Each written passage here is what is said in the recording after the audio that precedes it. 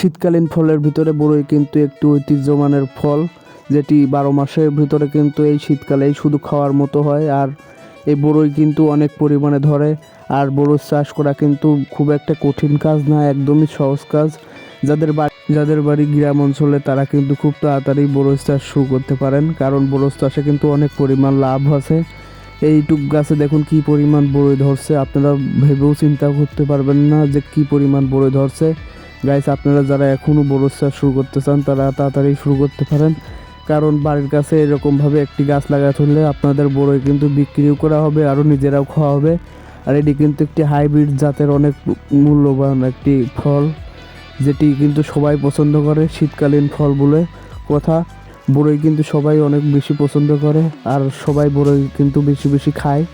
এর জন্য বরইয়ের দামও কিন্তু অনেক বেশি হয়। আর গাইস, এই বরইগুলো কিন্তু একটু দেরিতে পাকে, এর জন্য আরও দাম বেশি পাওয়া যায়, 200-250 টাকা দরে বিক্রি করা যায়।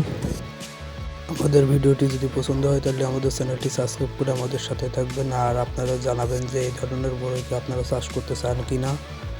আর আপনারা যদি আমাদের এইরকম বরই যদি চাচ্ছেন তো আমাদের জানাতে পারেন। ধন্যবাদ।